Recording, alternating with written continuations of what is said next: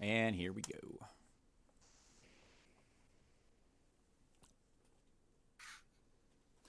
Hello, everybody, and welcome to another interview with the artist. Joining me, the one, the only, Scott the Miniature Maniac, Miniac himself. What's up, brother? Hey man, thanks for having me on the show. Being a YouTuber, someone calling me an artist is like it feels good because I've always looked up to people who I consider to be artists in the miniature world, and it's like I haven't reached that level yet. I'm just a YouTuber, so hearing that it feels good, man. Thanks. One, you are certainly an artist. I Thank you. absolutely, as we're gonna look at your works, and some of them are absolutely gorgeous. I've actually got your bust up on the screen right now, as you can see if you're watching it as well. The reason that I have that one up just for everybody to look at while we're talking is because I absolutely remember this piece.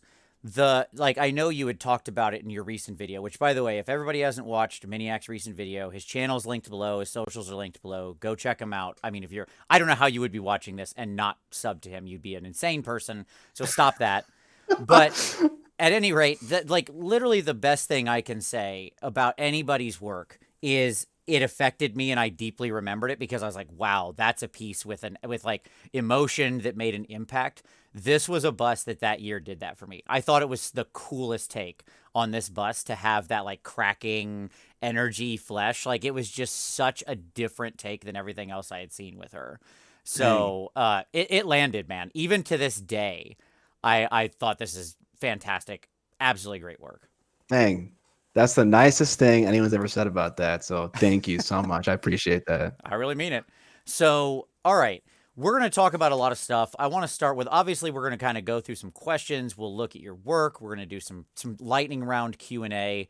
I'll be watching the comments the whole time, so thank you to everybody who's watching both now and in the future. But if you've got questions later on, we will take them. Don't put them in now because they'll disappear in the chat and I won't scroll back. I'm far too lazy for that. That's not going to happen. So, I'll tell you when. That's just not going to happen. But here's what I want to start with. As per usual, I find the beginning is the place to start. So, Sure. Scott, how did you get into the world of painting? Like what made you decide to pick up a brush and put paint on a mini? Yeah. Okay. It was fifth grade, 10 years old. My mom routinely brought me to this mall in Illinois called Gurney Mills, and I hated shopping with my mom. It was never fun. Sure. Uh, but there was a store called Games Workshop in it, and it looked like a haven of fantasy and sci-fi nerddom. And maybe it was like the third trip to the mall or so. I finally asked my mom if I could go inside and look at it. And so I looked at it, and the thing I remember the most was the starter box for the High Elves. I remember the picture of the huge wings on that Elven Prince's helmet. Yep. He has this huge long sword he has out to the side. I can remember it to this day. And my mom took a look at all the stuff on the fantasy wall and the 40K wall, and she saw the demons, and she's like, "Okay, that's not cool." But she's a huge Lord of the Rings fan, and still is to this day. And the back wall in that store was all Lord of the Rings stuff. So she's Okay. like, you can do this, and I'll pay for the models for you, but it needs to be Lord of the Rings. And so Lord of the Rings was the first thing we did. She brought them home with me. She helped me put them together, prime them, and start painting them. But yeah, that's how it all started because I didn't like shopping, and looking at minis was cooler. That's awesome. And yes, I totally empathize with the being drugged to the mall with your mom. I don't know if that's still a thing people like younger children now would experience because do people go to malls anymore? Are those even a thing now? I don't, Maybe around the holidays, I can imagine like they get really busy. Like I used to work for a software engineering company, and it was actually the office space was in the Mall of America. It's the biggest mall in the United States. And walking to the office in the morning, I had to go through the mall, and on the way back, I had to leave through the mall at like 5. And around Christmas time, it was just always just an absolute cluster. There was tons of people there. So for the holidays, maybe off season, not so much. yeah, I agree. Because now it seems like you would just buy most of your stuff online. That's what I do. Like, who wants to leave Yeah. their house? All my paints and minis and stuff are at my house. That's ridiculous. Outside is scary. Yes, I completely sympathize with that. I buy everything online. My Amazon purchase history is disgusting. Sure. I mean, but why? Why go anywhere else? Yeah. All right. So you've got these Lord of the Rings models. By the way, I love that your mom looks at the demons in the regular game and is like, nah, that's a no go. But Lord of the Rings, which is like very much has, this true evil in the world, as it were. Like that's Yeah, one of the whole points of the story is that there's very good and there's very evil. She's like, this yeah, is good. It's teaching a good moral lesson. Get those elves and you go kill those Urukai. So what did you yeah. pick up, by the way? What was the actual unit that you bought? Was it elves or something? No, it wasn't. So I remember distinctly the first thing I painted, and I actually still have the models there, Riders of Rohan. And so I Ah, have okay. I have lots of that. But the first army that I committed to was a Lothlorien elf army. And I painted them in green colors because I wanted them to be Mirkwoodian elves because I liked wood elves more than the high elf aesthetic. But yeah, so the first things, Riders of Rohan. I kind of pinged around a lot. I have some orcs, I have some Urukai. But the first army I had was Lothlorien elves. Nice. Now, did that begin the endless love with wood elves that you've retained to this day? Yeah, absolutely. I mean, I think I have a disposition to like elves, and I'm not entirely sure why. But that was definitely the beginning of the love for wood elves for sure. Gotcha. So you're excited for, like, I would assume in 2023 or whenever it happens that there's some kind of Warhammer Old World thing, and you might have some kind of wood elf again. Like that could Uh, happen. yeah, at some point we should talk about that at length, but that's kind of a love-hate thing. I guess we Sure. could talk about it a little bit right now, but so like okay, fantasy goes away, Age of Sigmar comes in. Yes. I, I I haven't fully rebased my whole army. Half of it is repainted and rebased on circles. The other half is still from when I was like a 12-year-old and on squares. So I'm in this weird position. Mm-hmm.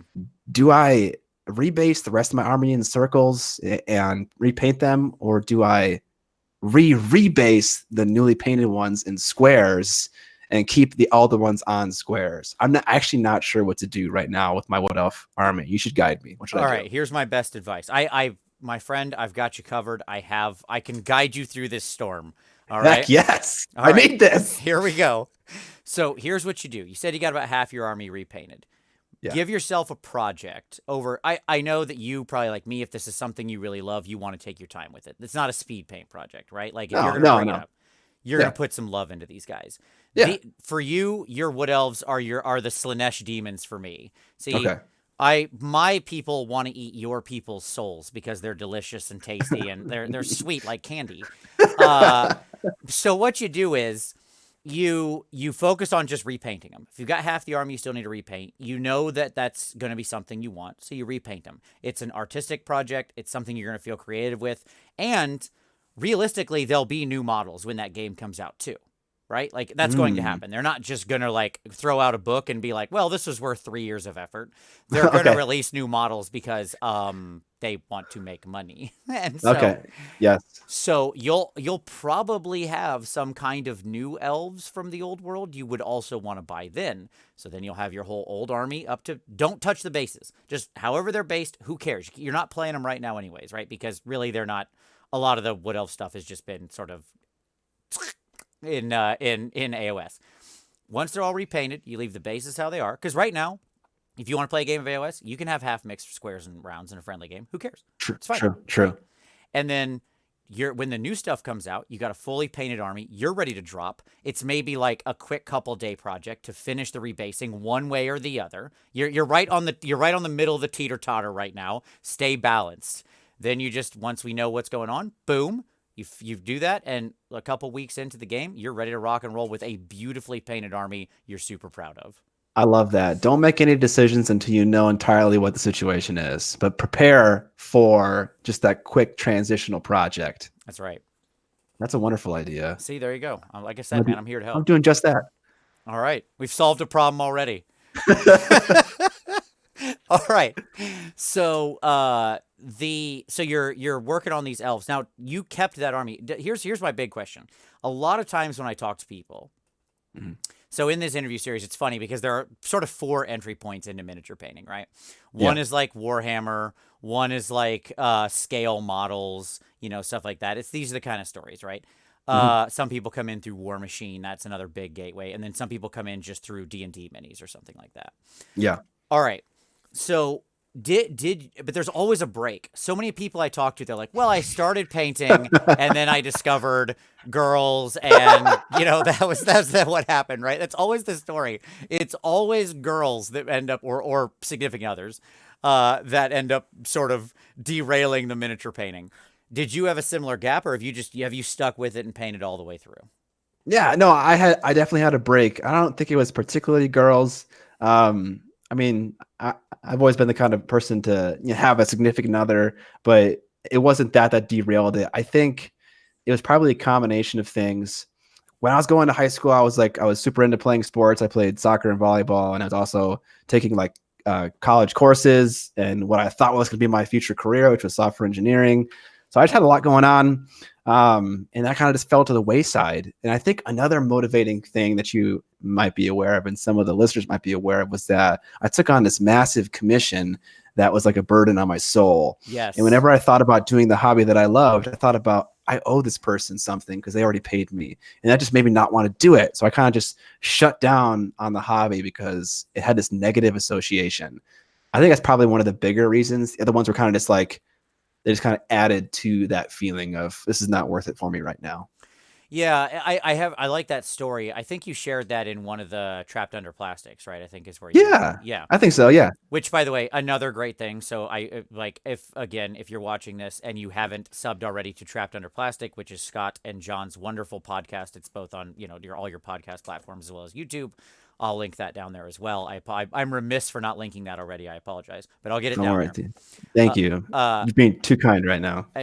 It's great stuff, man. Really, like, you guys have a wonderful banter together. You're lucky that he just randomly showed up at your house one day from when I could tell the story. That's the craziest story. Yeah, it's just that he emailed me and I decided to even like allow that to happen. And just like, yeah, let's hang out. Sure, why not? And it's just like, you turned out to be the coolest guy ever, and we hit it off. It was the luckiest thing in the world.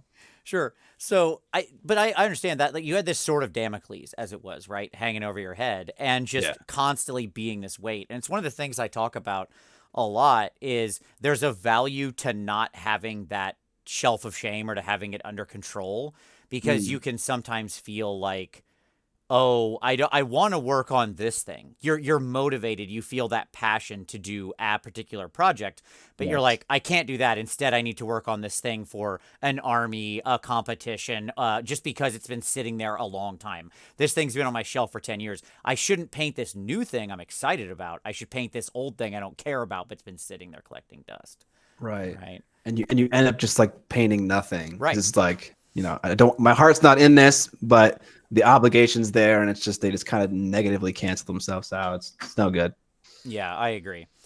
All right. So you're coming forward, you're continuing to paint stuff. When did you make the transition? This is always a fascinating sort of point in the inflection of miniature artists to me, is we all started out painting stuff for ourselves, for our own armies often, right? Or whatever. Just, we were painting for, as it were, fun. Sure, we were trying to get better, maybe, but it wasn't sort of a serious thing.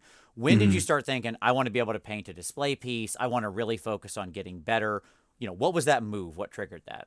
Yeah, okay. I think it's a few things. So there's a thing, there's Reddit, there's a subreddit called the Miniac, and I joined the IRC channel for it, which is basically like the the old version of what Discord kind of now fulfills. Okay. There's a chat channel, and the two people there, they were moderators for the subreddit at the time, Matteo Spinelli and Kenny Hibbards, not mods right now, but they really challenged my view of the miniature painting world, where I'm coming in, I'm like, listen, GW is the best manufacturer of miniatures in the world. Prove me wrong, kind of mentality. And they're like, shut up, you're stupid. Here's a list of 1,000 amazing European like miniature manufacturers making beautiful models. It's like, holy cow, okay. So this is a thing, like painting models just for the sake of painting models. And so I started to look into these vendors.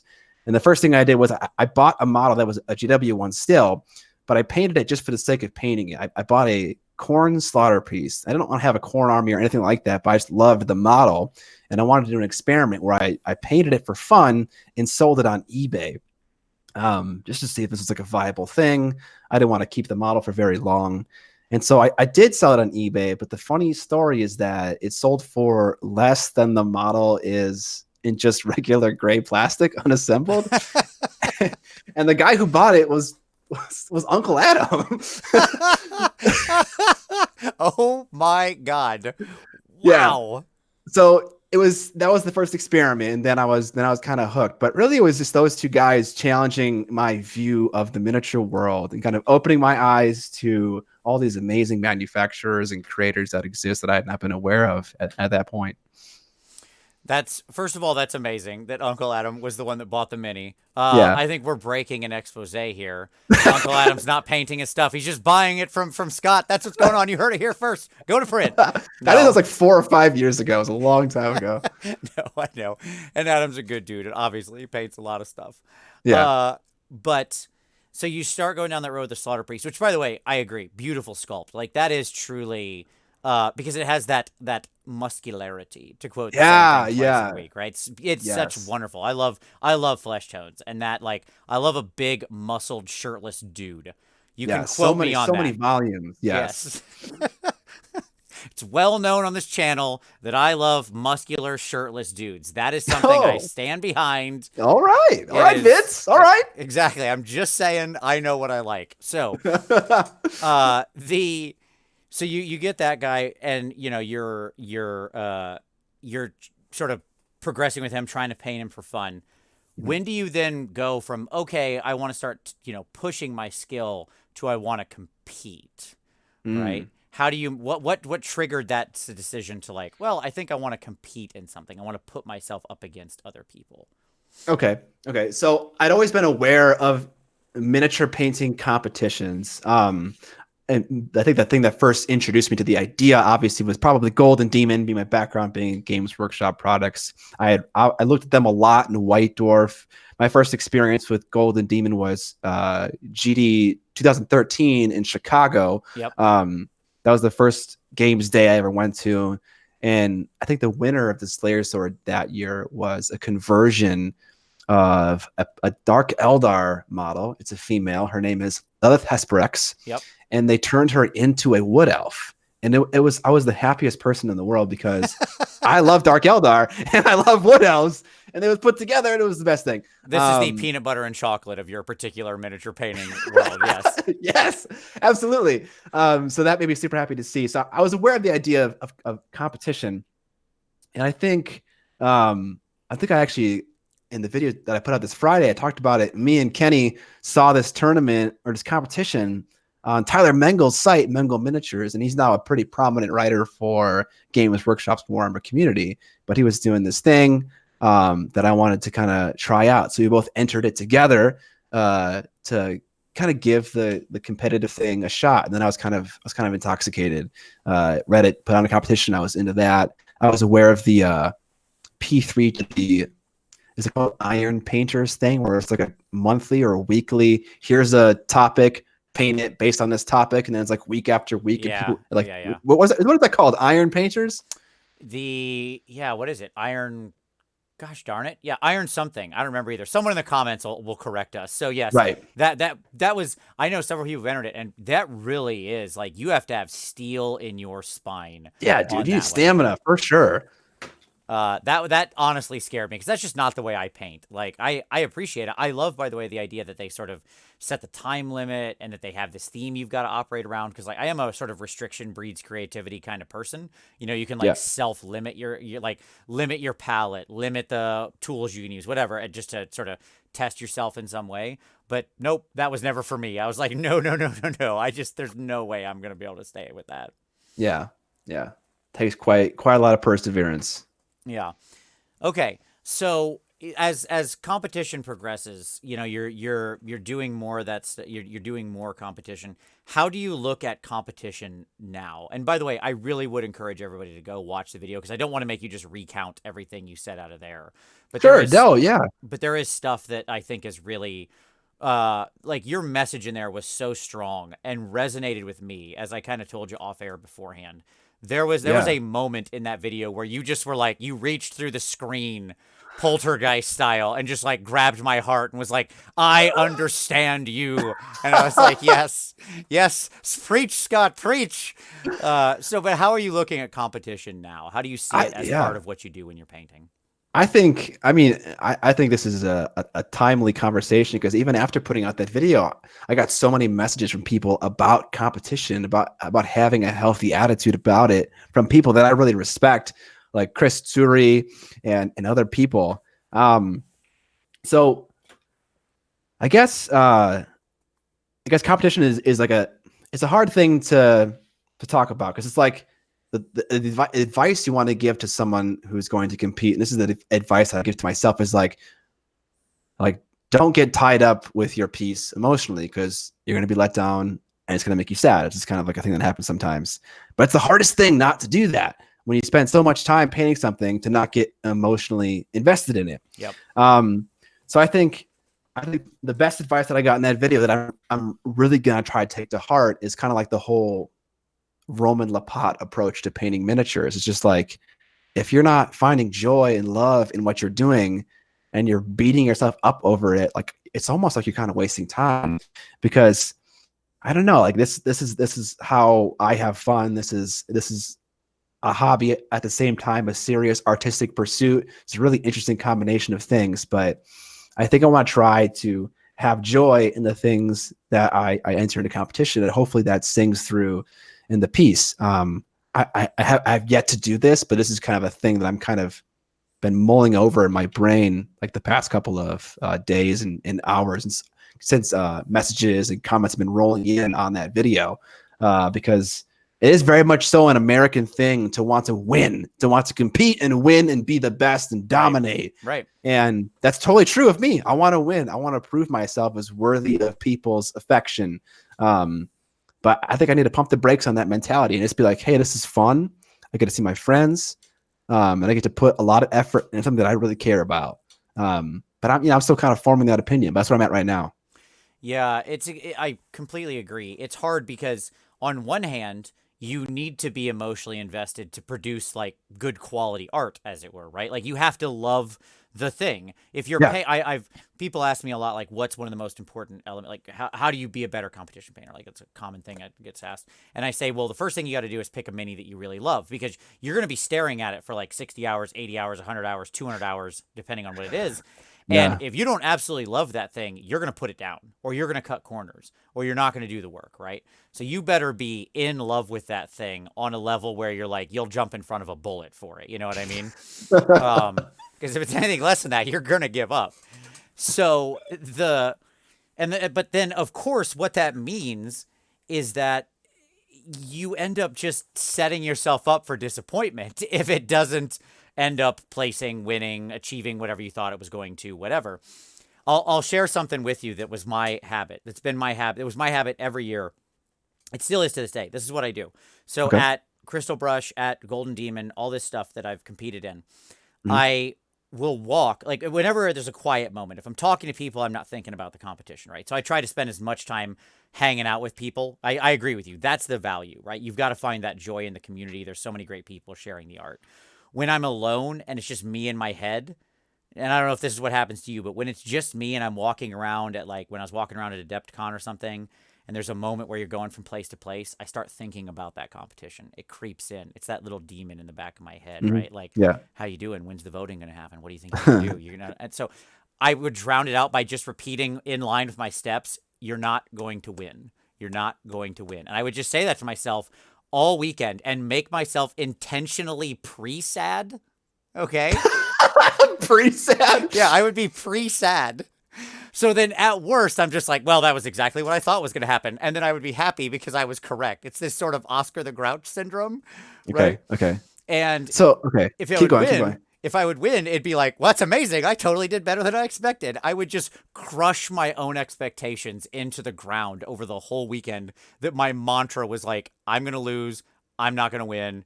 Just get it through your head. So anyway, that Okay. was my trick.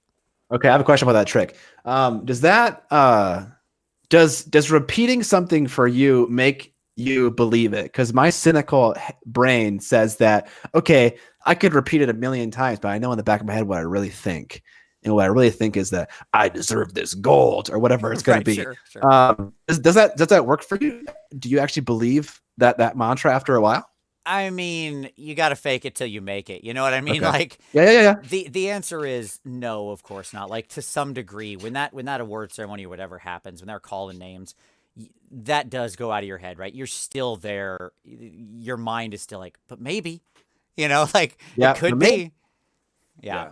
And it's a killer, um but I think that in the end it is worth it. If for nothing else, because I think one of the things that I've come to value at it, and I'd love to know your thoughts on this as well. Do you find that you push yourself harder because of competition and that you learn a lot just by deciding to compete? Mm. Absolutely.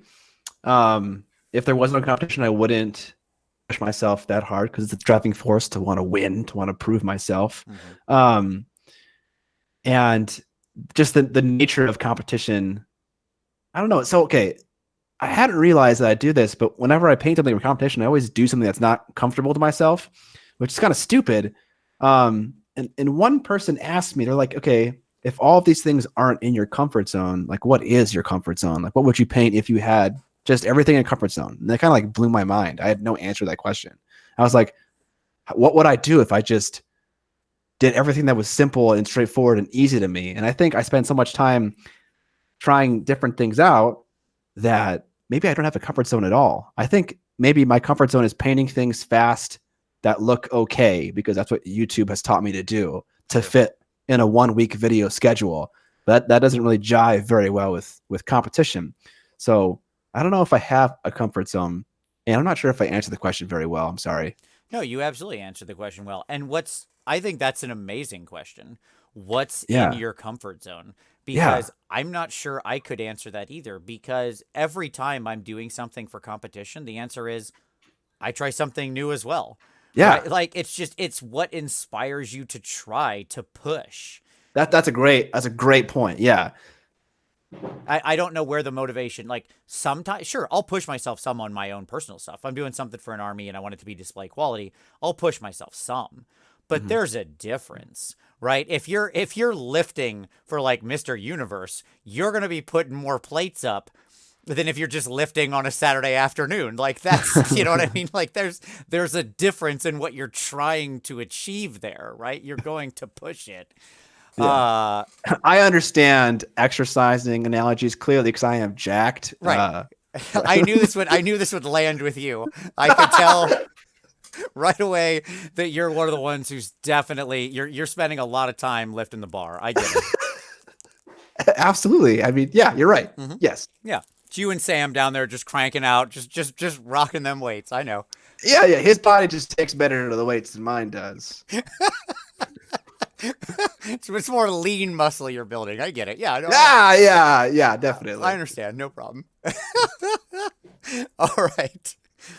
No, and so, I think that it's one of those things where like why wouldn't you try to push yourself in some way? Because by the way, let's say you do push yourself and you fail and you hopefully get some feedback from the judge.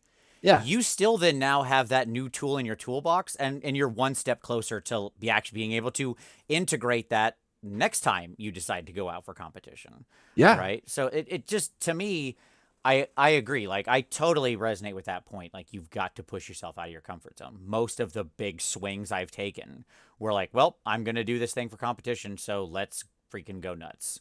Right. Yeah.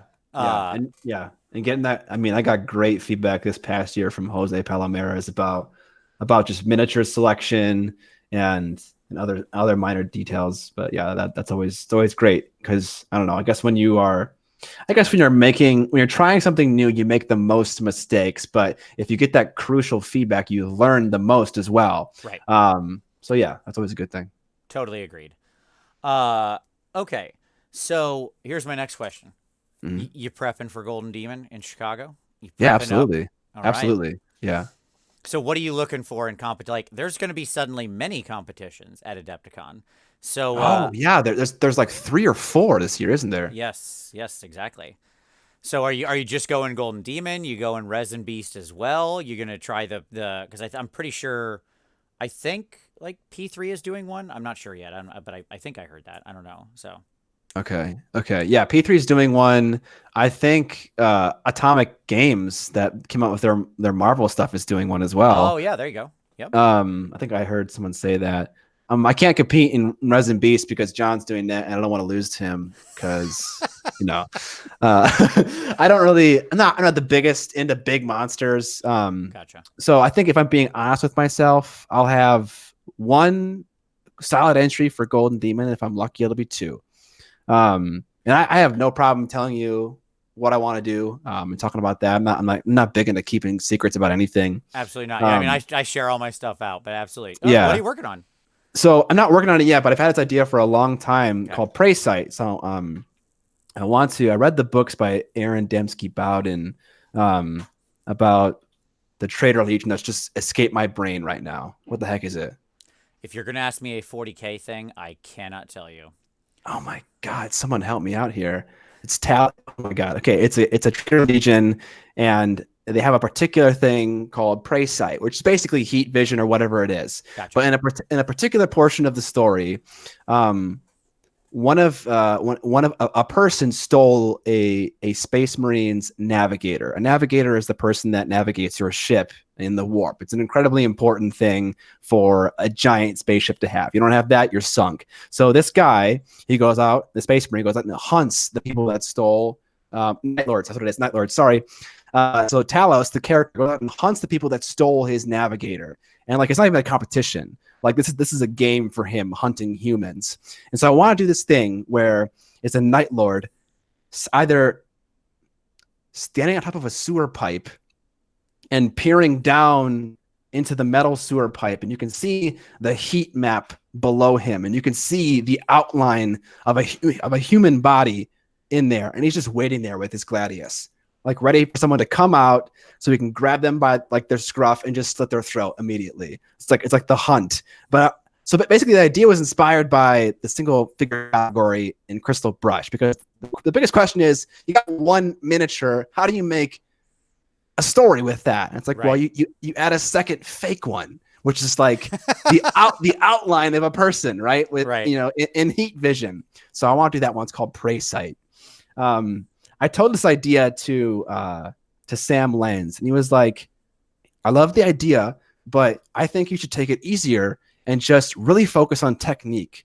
So I kept that idea in my back pocket. I love that idea. I want to do it. I wanted to think of a different thing that maybe it might be a little bit easier to accomplish, but also just demonstrate technique in a better way, which is so important in Golden Demon. And so I have this second idea, which is an ogre sitting on a pile of corpses, dwarf, Stormcast Eternal, elf. And in one hand, he has a partially eaten leg.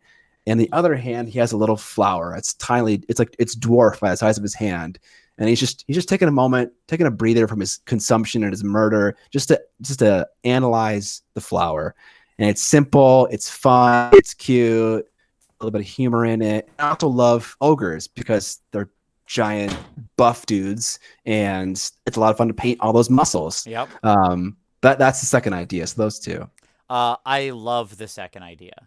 Like the first one's cool. It's tough to pull. Obviously, there's a lot of complexities there, and like part of the problem with that might be just looking at how it's you'd get that heat to show or whatever in a way that they could photograph it, because they do pay attention to stuff like that, because it's partially it's a marketing exercise as well, right? But the ogre with the meat and the flower, holy crap, that is amazing. You sold me on that one right away. Like, it's just such a cool image. It just grabs you, right? Because it tells so much story right there. I love when you can pack a lot of narrative into just a very simple single second in time. Yes. So, yeah. And I agree. Ogres are like beautiful sculpts. They're so much fun to paint. You've got a bunch of flesh. You can do lots of fun stuff with that, right? So yeah. And that new tyrant that just came out in that Feast of Bones box. I mean, he might not be good for that particular diorama, but that new tyrant though, it's beautiful. It's a beautiful model. Is crazy awesome. Yes, I agree. Yeah. I agree. All right. Let's get into some of your stuff, man. Let's take a look at some of your work. All right, so I'm gonna bring it up. It will cover your face, so we'll be looking at your work. We won't see you for a minute, so you can feel free to pick your nose or whatever you want to do. It's fine. Take my shirt off. Whatever you need to do. All right. So I have, yeah, it should be coming through. So I have your Black Templar up on screen here. Yeah. And I thought we'd just start by having you kind of walk us through this mini and, why you painted it, what you like about it, what you don't like about it now, or anything like that. Just tell the story. Yeah, absolutely. So this was a commission for one of my patrons.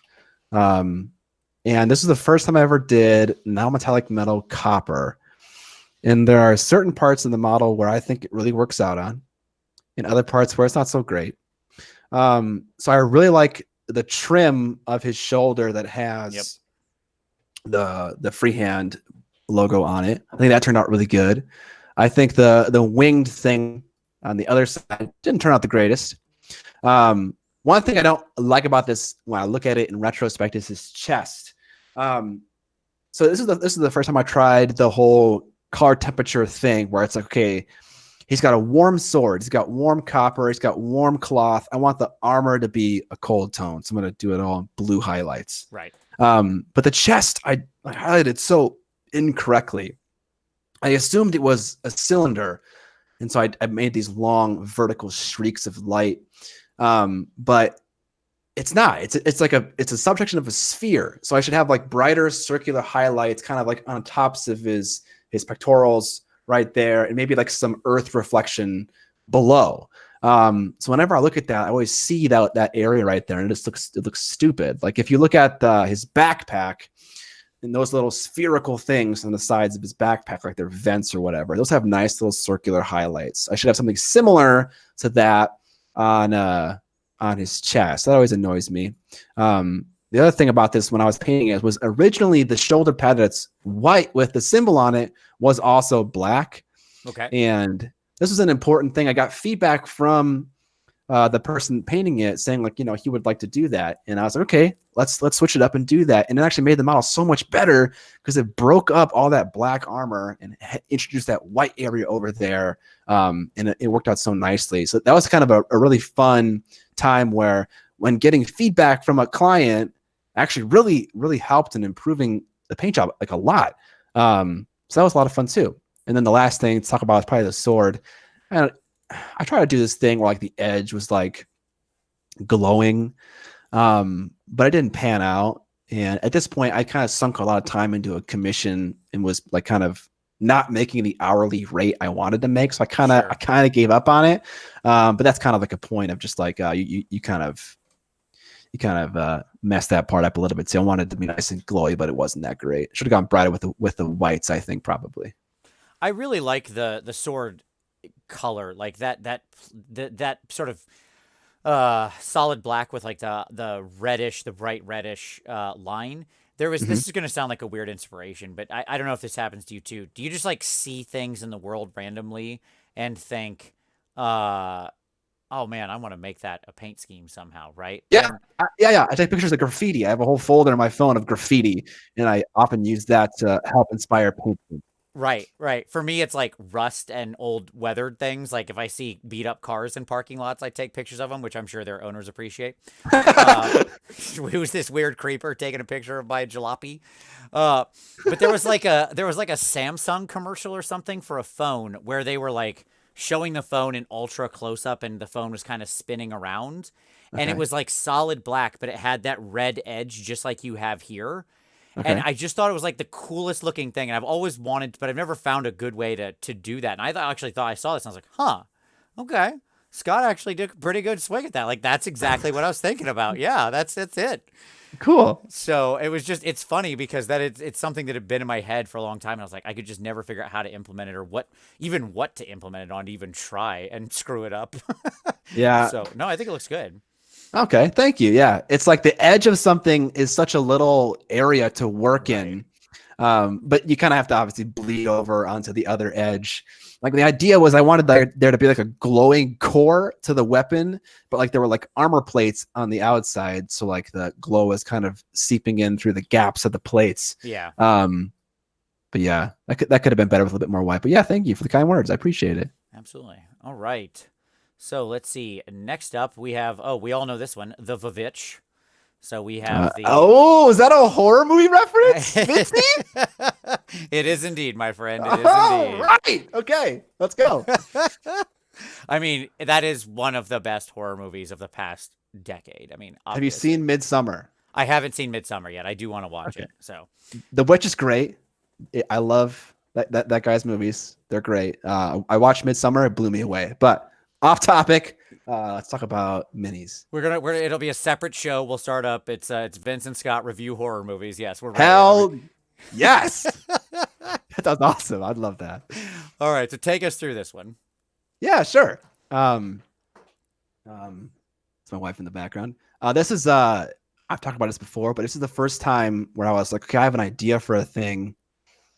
Actually, I mean, this is kind of inspired by that movie, The Witch.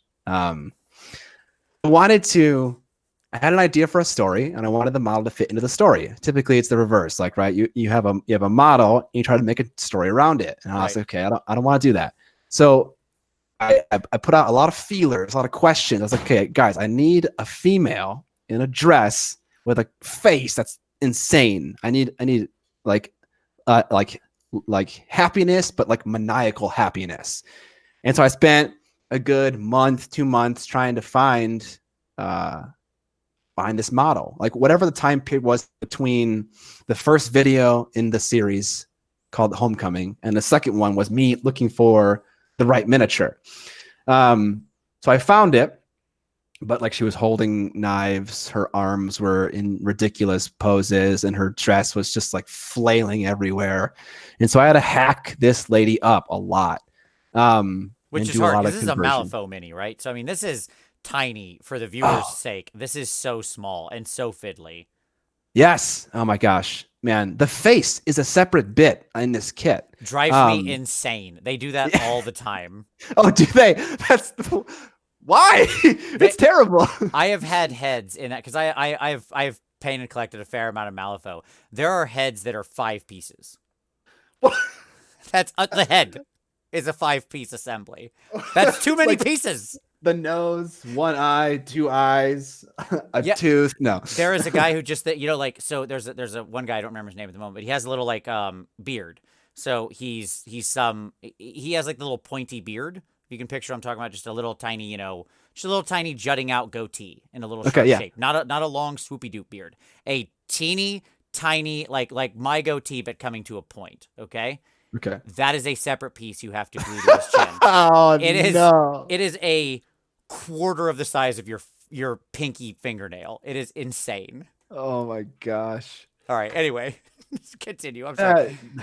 That's so terrible. I mean, this is like the second Malifaux model I've ever assembled, so I didn't know it got that bad. It would be more admissible if they didn't if like it wasn't true scale and it was heroic scale, but right. Just to add injury to insult, it's a true scale model, so it's even smaller. By the way, if you're in Minnesota, this model is in a store called The Source, and you can go and look at it. The store there, me and him are friends. And he was like, "Hey, if you wanted to put it in the store, you can." And I said, "Sure." It's not doing anything in my house, so if you want to check it out, you can. But okay, so this model, I poured a lot of time into the conversion, and it doesn't. There's a lot of things about it that aren't that great. That's where I ended up spending a lot of time. That and making the base. I had so much fun making the base. Right. And it's so easy to do it, right? Because structures are so just boxy and squarey that you can just take regular styrene stock and go so far with it, just kind of gluing it together at right angles. Right. I had a lot of fun with this. The shingles, I used to trick or use sandpaper for the shingle. That was so much fun to do that. The cobwebs on top, that was a crackle medium sprayed through an airbrush. It makes this cobwebby look. Nice.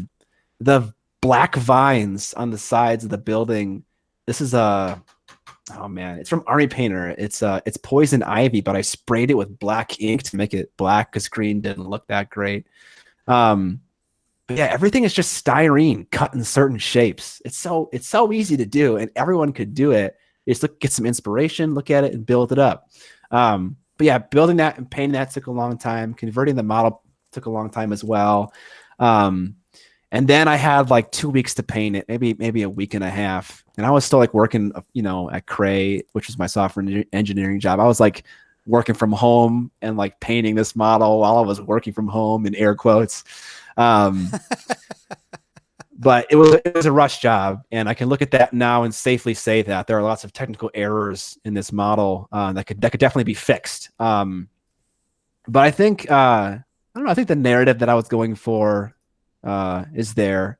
Like she's suffering. I thought of some last minute additions, like the whip marks on her body, Right. the rash near her wrists where the rope is rubbing on her wrists. Um, yeah, so there were a lot of those kind of last minute things that I thought helped drive home that story. But their model is kind of riddled with technical issues that I should have fixed, but just did not plan accordingly, unfortunately. I still think the narrative completely lands. Like it does tell the story, and I think in that way it's a huge success because like you absolutely get what's going on here just with a casual glance, which Okay. is which is very powerful. Okay. I got a question for you though about it. I'm ready. Does the name make sense? Like maybe you know the story already, but before you knew the story, does the name Homecoming make sense? Yes, it Okay. does Okay. absolutely, but it is a rather. I'm always suspect how much names matter in general. So, like a Okay. lot of my pieces, I've just literally named like Imperial Fist Space Marine. Like when they tell me to write it down, that's what I write down, right? Okay. Okay. Um, so you have some stuff in here where like your plinths and stuff are always really top notch. I really like a lot of the work you do. We'll see that in a minute. Um, but like it does, but you have to know. I think you can play with that in your name. You can make it kind of what's the word I want to say? Opaque to the point where they would if they don't get the reference, it doesn't matter. You know what I mean? Okay. Sure. Right. That's the least important thing in this entire entry is the name. Yeah. Right, I got right. you. That makes sense. And then for the people that do get it, they'll be like, "Oh, that's kind of Oh. cool," So yeah, make it a little Easter egg. It's Easter eggable, right? Yes. So Oh, okay. Yeah, that's fun. I like that. Yes. all right. Now this beautiful lady, she's the next one up here. These are kind of alphabetical in the way that I had saved the files. So the Duchess, oops, sorry. I meant to zoom Ooh, in. the The Duchess. Duchess. I Yes. am Okay. excited about this one, buddy. You did some great freaking work here, and I can tell we have similar taste in vampires. So Heck please. yes. I love hearing that. That makes me so happy. Yeah, it's the Duchess. So this was the first time that I actually went out and purchased materials. So I went and bought polyester jade and black cloth and took reference photos of them with certain bends in the fabric and certain shapes and curves that were similar to that in the model. Took pictures and I used them as reference while painting.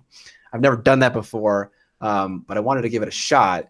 And I think it really helped on several spots. And I think particularly on the jade, what I was going for was silk. I think it helped there a lot too to get the right intensity of highlight, Right. and to get the right highlight location. Like the biggest thing is like if you look at her breasts, the highlight isn't on top.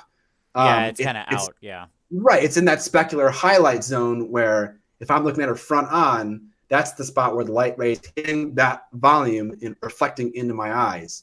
So that was the first time I did that. Also on this model, I really kind of dove deep into TMM, and you actually could probably give me some feedback right now on it because I am not like TMM to me is like the easy thing to do when I'm speed painting. It's like whatever, like base coat, wash, some scratchy edge highlights, boom, done. If I want to put an effort, I'll do NMM. So this is the first time I really tried to do TMM and give it some love. Yeah. And you've made a lot of videos about TMM. One of the more recent ones was doing TMM in an NMM style. So highlighting and shading volumes as if it were NMM using TMM colors. Right. So I try to do that here with mixed results. I could do it. I could do it better. So, I mean, I can give you a few quick thoughts if you want. Hell yes, please do. Okay. So, this thing on her belt right here. Yes. Okay. So, Yes. we'll zoom in here just a tad. This thing on her belt, it's a split angle. Okay. And so, but your lighting is coming, you have it fairly from above, but it looks like it's slightly off center. Okay, like your lighting is telling me it's about 1 p.m. Okay, on the clock. And 1 p.m. like in December or we'll call it it's 1 p.m. on September 24th. Yeah, there you go. yes. You know, I love basically. this. All right. So when I see that, basically you're using a slightly off center zenithal, which is normally what I recommend. Like I never try to, even though I like start with a base zenithal, I actually always lean to one side. I always go to like 10 p.m. or 2 p.m. and then blow the white harder because I always want to, a piece is just more visually compelling when the light is slightly tilted, and that's what I see here. So right. So at any rate, when you've got a piece like this running a counter shadow, so think of like kind of how you did the sword, okay, is a more interesting way to go. Tilt the light where it's collecting at the bottom on the side of your light and make the opposite side reflected light, because if it's really bright metal, it would, and it's turned away even slightly, it will fall into deep shadow to counter the reflection. What I mean by that is when you think about the centerpiece here, you would then have a bright silver on one side opposed by a dark on the other. And anytime you're sticking light and dark next to each other, you're generally winning, right? And so just a little tiny thing like that, like always think about how you can alternate. You did it on the sword exactly how I would, but I would push it even farther. So like with the sword, I don't know what metals you use, but I would say that you need to use different metals because I can see the texture in them. So like okay. Vallejo metal color is what I would recommend. It's not model air or metal or it's metal color. Everybody who knows my channel knows I'm slavishly devoted to this stuff. At any rate, and like with a sword, I would push a little like blues into the highlight or something like that. I would push some greens on the backside of the sword harder. It looks like you might have a slight glaze of it. Did you do a slight glaze of green on the bottom side? I did purple in the shadows and blues in some other areas, but the blue didn't come through very strong, but the purple was a little bit more stronger. Okay, gotcha. Yeah, I mean, I like the shadow work. You're right on how I would attack it, right? So it's just that kind of thing. And then I would have just brought the brights up to a slightly stronger silver on the top middle, basically. Okay.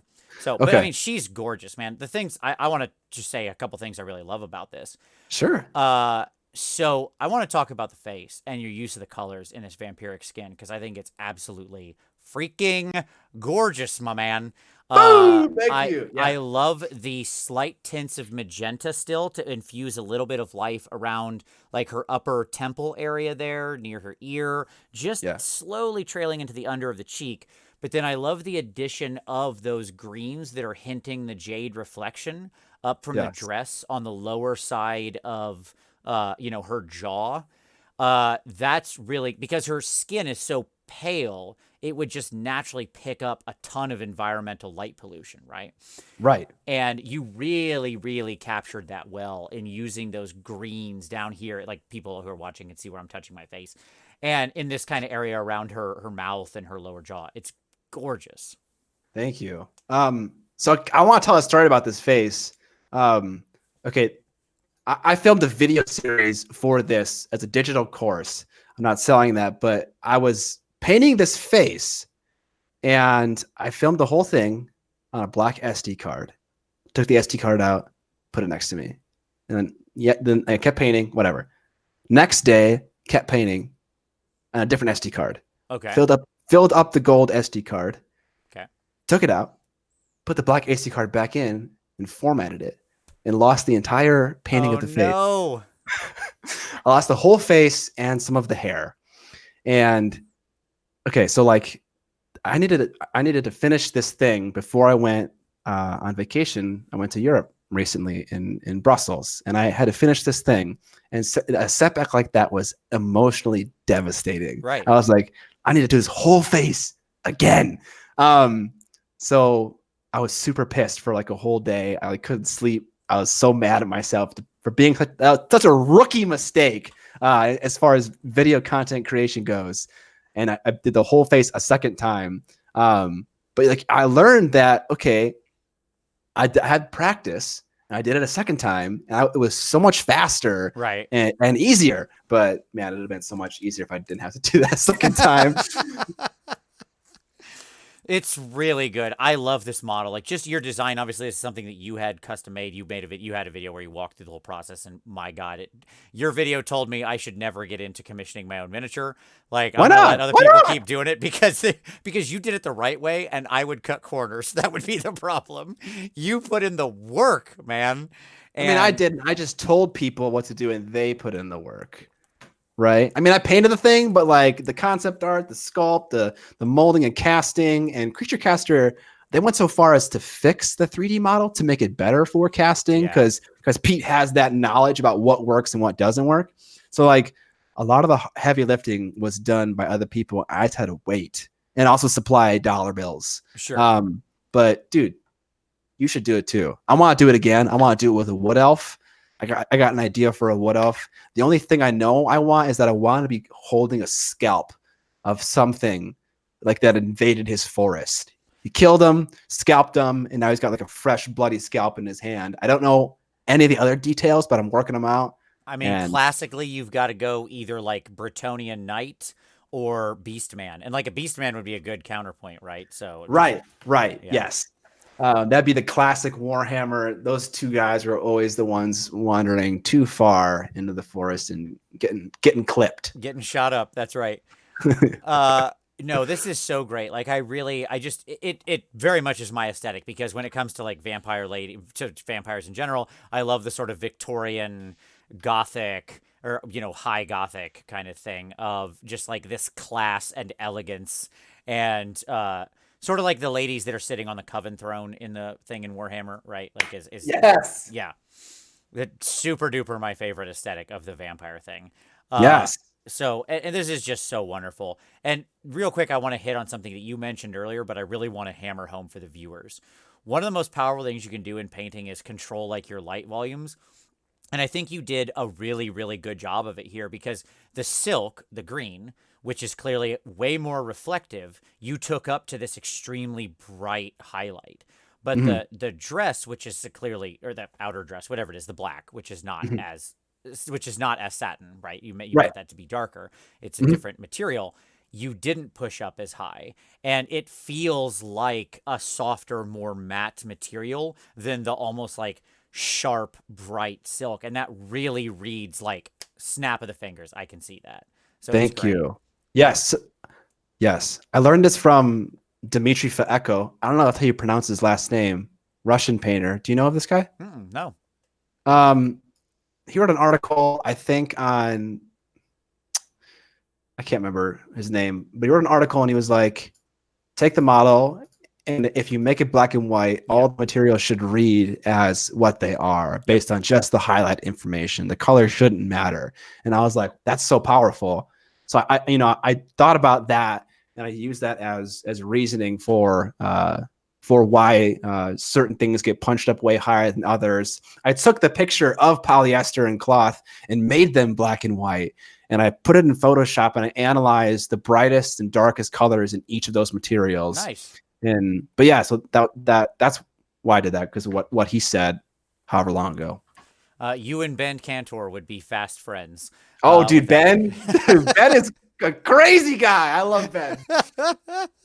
Yes, he's a madman with his planning. That Dude, guy. yeah. Yeah, he's nuts. I watched a portion of that interview and he was like, the product of the painting is the photo. And I was like, what? No one thinks that. It was interesting to hear that. He is a singular guy. I love him. He's the coolest dude. Yeah. So okay, yeah, she's gorgeous. I obviously I pulled some more photos here. We managed to cover most of it. So I would love you to spruik. You made this, you were selling it. I know the first run sold out. Are more going to be available for people? Absolutely. So right now you could back order it, and that guarantees you one. You don't have to do that. But I ordered more from Creature Caster, so they're being casted right now and being sent to me. And as soon as they get to me, I'll start fulfilling the back orders, and I'll tell everyone that there's more available, and we can do that. And additionally, you can purchase along with it a digital course. It's not on YouTube. It's a paid for course. It's a self-contained educational experience, I guess you could call it that, where you don't need to go diving around YouTube to find all the information for how to paint this model. It's all in the course itself. It's about 5 hours long. half of the footage, more than half, is sped up about 150 or 200%.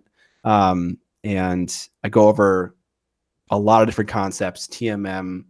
I show that whole analysis of materials and black and white, and diving into Photoshop, making paint schemes, all kinds of stuff. There's actually free lessons that you can look into if you want to check it out. It's 67 videos, and then there's 10 more that are 10 more lessons. Oh my God. It's a lot. Yeah, it's a lot. And then there are more that are quizzes, downloadable resources for you to use, and things like that. So yeah, I put a lot of work into that video series. I'm happy with it, but I'd love people to start grinding through it and tell me what they think. If it has value and it's helping people paint the model like I painted it here. That's awesome. I will 100%. I'll grab a link from you for that specifically, so we can include that too. Sure, yeah. All right.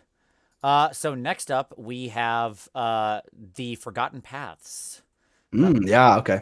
So walk us through this one. This was also a crystal brush piece, right?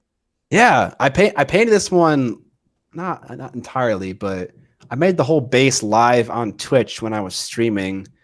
At this point in my painting career, I had given NMM a shot a few times on some Guild Ball figures and also on another Arena Rex model called Gaius Politis. Just doing things like weapons and smaller things like belt buckles and little pieces of metal. And I wanted to really give it a shot. And the main inspiration for this piece was a piece done by Enrique Velasco. His online name is Amuse. He painted. Yes, I know exactly the piece you're talking about. I'm sorry, keep going. Yes. Yeah, you're right. Elrond. He painted Elrond, right? Yep, exactly. Yeah. So I love that piece. I love Elrond. I love elves. And so I wanted to do that. So this piece is a conversion.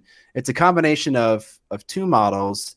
It's the head of a model from Andrea's Warlord Saga line. Okay. I think it's called Anariel, or maybe I'm wrong. But it's an elf. And the body is from a different company. I can't remember the name of it right now. What scale is she? 54 millimeter. All right. That's what I thought. So I didn't know what I didn't research categories at all for Crystal Brush. I didn't know what I'd end up in submitting this model. So they put me in large scale. And I think this was the year that Rafael Pica showed up with the Son of Corn model. Oh my God, yes. That 92 millimeter corn model that was just like, oh, get out of here. That model is amazing. Okay? He was checking in right behind me that year. Okay. So like I had checked in my large and I was like, I was feeling pretty good. I was happy with what I did. And then he had it in a wine case, like a wine bottle. You know, those like wooden boxes that you use to transport wine. You know what I'm talking about? Yeah. He slides the thing up off of it and he takes this out and I was like, oh, get the hell out of here. Come on, man. Dude, okay, so a thing about Crystal Brush is I always hate it when people tag team entries. I think that's bullcrap. But I am totally for it when someone can sculpt and paint their piece as a solo man, and Rafael Apica is that kind of dude. And so that thing is painted amazingly. So I love the red TMM. And the sculpt is it's wonderful. I would 100% buy that if it was available. It's amazing. Yep. But yeah, so this piece, inspired by the Elrond piece by Amuse. My first shot at doing NMM armor in the full suit. It works in some areas. The hip area looks okay. The breasts look okay. Everything else is kind of pretty lackluster. The helmet's total garbage. The arms are garbage. The thighs, I don't know. Okay, so I took a picture of this model. It's a pewter model under a light source, and I cranked the contrast, and I used that as like a light roadmap for where to put my highlights and shadows. So like the picture had those thighs, the top parts really dark, and I was like, okay, whatever. I'm just gonna follow the thing, and maybe I shouldn't do a good enough job, but those thighs look abysmal. But the base I had a ton of fun with. That's entirely scratch built. The bridge, the pillars, the tree was a twig I found in my backyard. The tree is kind of lackluster, but I had a lot of fun with that. The quiver and the bow, those are both scratch made too. Really? The string, I didn't know string the on the bow bow was. is. What was that? I didn't know the bow was. You scratch made the bow? Yeah, a piece of brass. I bent it over a form, and then sculpted the ends to look elven, whatever that means. Dude, And then that's amazing. thanks. And then I screwed it up and tied a string to it. That was way too big, way too thick. I think that's when I was kind of getting close to the end and I just wanted to be done with it. Gotcha. But they make a product I think it's called Easy Wire. That is 2-scale string for miniatures. And I should have used that. That would have made it a lot better. But yeah, the quiver was also scratch built, super easy. I just took brass round stock that was hollow and I cut it on an angle and then I squished it. I kind of sandwiched it so it was kind of ovular instead of round. And then I kind of sculpted a little top armor part that had a cool curve in it and put some arrows in it that I scratch made as well, which arrows are super easy to make. Right. And then put a little strap on it. Like anyone could do that. It's really easy. Well, you've got a real talent for like, you have a real talent for the craft side of the hobby. I mean that with like the most sincerity. Like the basing videos you do are really good because I love basing as well. And you do some great, really creative stuff. And it's amazing to me how good you are at just scratch building things out of stuff. Like you have a great eye for that element of the hobby. Like I'm unbelievably jealous of it. It's wonderful. Thank you. Thank you so much. Yeah, I love you called it the craft side of the hobby. That's absolutely what it is. It's just like the making stuff out of what you have kind of thing, or going out and getting the raw materials, styrene, balsa wood, aluminum, brass, whatever it is. Right. Just kind of figuring out how to do it. It's almost like it's kind of like cheating. Like those pillars, for instance, that's just styrene, square stock. I put milliput on it. And I just carved little lines in it once the milliput dried with a triangle file. A triangle file. I don't know why I put the emphasis in the wrong syllable like John does. Yeah, just carved it down with triangle file, and it was super easy. I didn't need to like sculpt something. It's just it's kind of thinking about how you can kind of work with the materials properties and kind of cheat it a little bit to get a good result. No, it's great. All right, excellent. Next up, we have your Hellboy bust, which I've got. Oh yeah, I was talking about like the plinth work. Like I love that you use the comic as the covering the plinth. Yeah. So take us through this guy. This is a gift from my mom. She's a Hellboy fan, which is like a weird thing to say about your mom. I am fascinated by your mother. Let me just say that. I mean that in the nicest way. The fact that she was like, no to D&D because of demons, but Hellboy, yes, that's a guy I'm backing. So, all right, that's great. Your mom seems cool. That's all I'm saying. Yeah. Let me knock my mom down a few pegs. She doesn't like read the comic book, but she does. She loves the movie series. So that's why she likes Hellboy. But yeah, so this was a bust. Oh man, I can't remember the sculptor's name. It starts with an O. It was sold on that one site. That British guy fulfills that his logo is like a chipmunk or a squirrel with an axe and it's wearing plaid. You know what I'm talking about? I only know Mr. Lee's minis. That's it, Mr. Lee's minis. Okay. So it's sold on that site, and I bought it for my mom for the intent of doing a gift. I'm not sure what the purpose, like why I wanted to paint it. Yeah, I have no idea. But while I was painting it, I was like, okay, this is a fun opportunity to work on the color red and to really focus on red. Right. Because red's a tough color sometimes to make look really vibrant and punchy. And I think I did okay here. I did the whole idea where I think Ben Comments illustrated this on his corn figure where he painted the model in grayscale and then did it and then like inked it in red or whatever colors. Right. I didn't do that, but I brought my highlights all the way up to pink and white and then kind of combed it back with red ink to try to get like a really punchy color.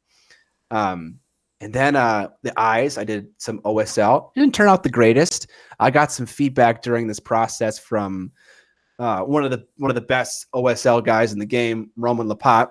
Yes. And he gave me some advice. Then I adjusted it, and in some areas it looks okay, in some others it doesn't look okay. I wanted to do a mixture. So this sculpt looks more like the comic than it does the movie. Right. Right. And so in the movie, he has this really dark eye lining. And so I was like, okay, how do I do the dark eye lining while also doing yellow OSL? And I couldn't figure it out. So I just kind of ditched the black eye lining thing. And then I had fun. I put some blues in the shadows. Yep. and then had fun with the shirt. Every version of this shirt has a different metal band on it, and I was like, okay, someone's done Kiss, they've done Metallica, so I had to do Slayer. But yeah. Nice. Nice. No, it's good. I like the texture on his collar. And yeah, you can definitely feel the nice warm to cold transition, right? The shadows feel deep and blue. Yeah, I dig it. Yeah. I dig it a lot. It's Thanks. cool. All right. And then we've got this boy right here, which is the Lord Executioner. Yeah. And his very, I suspect, based on the video I watched, frustrating to you axe, but I hope you're happy with it in the end because I think it looks awesome. Yeah, it was frustrating to do. At the time, so I'm a big consumer of YouTube videos. I really like watching them for entertainment. And at the time, I'd been watching a lot of Alex Steele, who's a blacksmither on YouTube. And so I wanted to do a fresh forged weapon, and because I was inspired by that. So that was fun to try and to work with. But the idea for this model was I wanted it to be a Wild West executioner, Right. and so all the colors were kind of done like with that as inspiration. Yeah. So okay, about the axe, I didn't necessarily place the highlights and the bright spots in areas where it makes a whole lot of sense. Like I guess in the area where the head of the axe attaches to the part of the handle, that makes sense because it's small and thin. But that bright spot should carry over into the core of the axe because as metal cools down, it cools down on the edges first and then more in the core because they're like it's like insulation for itself. Right. I had it painted that way initially, and then I started to add in things like slag and other impurities in the metal rising up on top. And it didn't. I kind of messed it up a little bit, so it didn't work out the greatest. But yeah, I love this model. This model was one that was won by a patron in a giveaway, and I had a lot of fun with it. I had fun with the eyes. So like the model, as you know, it doesn't have eyes. But I painted it dark in the eye socket and then gave it kind of like pink eyes, brighter on the top and darker on the bottom. Had a lot of fun with that. No, there's little choices on here I really like. First of all, the basing is again top notch. I love the scene. It totally sells. It's awesome. And works well with the thing on his back. Like you matched this wood hangman's noose he's carrying around to everything else below him, which is awesome. Thank you. But what I really like is your robes feel like dusty and dry and kind of muted and naturalistic, which is unusual for Ghost. You don't see that, but it fits really well in the scene. And it contrasts really well against all the fire that's surrounding him. And I think the flaming axe is like such a great choice because then it made him, you created the circle around him. Right? Yes. Okay. Not intentional, but yes, that works. Yeah, you created like a nice ring to view him. And so it actually goes this very hot. By the way, his hands are also doing that, which I love that you made them red. Very unusual choice. Most people do like ghosty stuff. The red works. It sells because it keeps that outer ring of heat. And also then, so it's like hot and then his natural tones and then the little red spots in the middle. And you formed a nice red triangle between his eyes and his arms. Yes. So it's this great alternation between colors. It's really good. Thank you. Yeah. This model was a test piece for a model that I haven't painted yet. There's a company called Terrible Kids Stuff, and they made this model called the Executioner. And I have it in 75 millimeter. Oh, wow. It has like a pyramid head. Okay. So like Silent Hill or whatever? Exactly like Silent Hill. And he has this huge weapon that's like attached to his entire forearm. And I wanted to paint it inspired by the video game Doom, like he's a guardian of hell. And I wanted the weapon to look like it was glowing, not necessarily a forged weapon, but just like it's glowing, like, it's a hellish weapon. Yeah. This was an experiment for that. So hopefully someday I'll get that done. Right on. All right. So now let's put these away. Great stuff. I mean, beautiful, beautiful stuff, man. Let's go back to you. Let's close out here with our lightning round questions. I'll put my shirt on first. Hold on. Wait. No, I was kidding. All right, here we go. Are you ready, sir, for the lightning round questions? Yep. Okay. Question the first. And you can only pick one, which is why this is a hard question. You ready? Okay. Yeah. Who is your favorite miniature painter, past or present? Michael Pisarski. Wow. No. Rodrigo Acore. Okay. Yeah. All right, ripping off an answer. I love it. Normally that gives people consternation. You've got your pony. You know who you're picking. I love it. Yes. All right, awesome. What is your favorite single color of paint? Okay, I knew you were gonna ask this question. I'm looking it up right now. It's a scale color. It's dark blue. It's not abyssal blue, deep blue. That's what it is, deep blue. Deep blue is a great color. It's a frequent go-to for me as well. I Yeah. support this. Great color. All right. What is your favorite type of mini to paint? You can construe type however you want. Okay. Evil. Ah, all right. There you go. I like that. Why so? I've always been a fan of villains. They're always more interesting to me than good guys. Good guys are always so one-dimensional.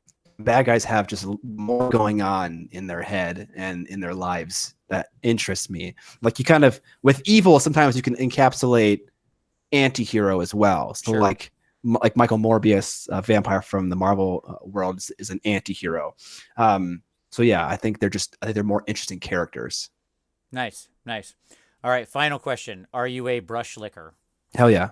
What paint tastes the best? Vallejo air color. Because it's got a sweet edge to it, right? Yeah. What the hell? Yeah, it does. Don't eat paint. This is not a recommendation or endorsement from any of us. Don't do it, kids. Wipe your brush safely. Clean things off. Don't do that. But it is true. All right. Yeah. So, I mean, it's true. And I agree with Joe Orthober, who in the comments said good always loses because good is dumb. Yes, great reference there, Joe. True. That's right. All right, Scott. Absolute pleasure, buddy, having you on, man. This is a ton of fun. Thank you. Thank you for having me. It was a lot of fun being here. I'm super happy to talk about miniature painting, the art form. It's a lot of fun. Absolutely. As always, everything I mentioned will be linked below. Go check it out. I would imagine you already knew about it already if you're here. But anyways, thank you, Scott. I want to extend my personal thanks for you coming on. It's been great to hang out with you, brother. Great to look at your work and for you to share your story. And I'm thankful we'll have to do it again. Absolutely. Actually, before we end, let me just say, if anyone's here that's a viewer of mine and doesn't know of Vince Venturella, I think Vince is he's probably, I don't know. What I appreciate so much about Vince is that he doesn't play the rat race of YouTube. So I play the rat race of YouTube, right? I use clickbait thumbnails, titles. I make videos that I know will work on YouTube. That's probably the biggest number one thing that I'm concerned about when picking a topic for a video. Vince makes incredibly specific videos for miniature painting nerds who are looking for deep drill dives on very specific things. So if you are looking for a educational experience that deep dives on specific topics, he's got thousands of videos and you will find exactly what you need. So check it out. He's wonderful. He's selfless in that sense. Well, I appreciate that, man, very much. I really do. Yes, it's what I like just doing that thing. It's sharing a single thing that I discovered or that I know, and hopefully it helps other people take a step on their journey. And in the Wonderful. end, that's why I like to do this, because I think one of the fun things about doing this interview and sharing your story is a lot of people look up to you as an artist, as a miniature painter, and I think it's important for us to talk through how we went through that journey, because I see all this all the time. It's like, oh, I could never paint like that. It's like, well, yeah, you could. You could. You just got to take the steps. And that's why I like to share these stories. So I thank you for sharing yours, buddy. Absolutely. All right, everybody. Well, thank you very much for watching. We really appreciate it. As always, leave any comments down below. Check out the links, and we will see you next time. Bye-bye.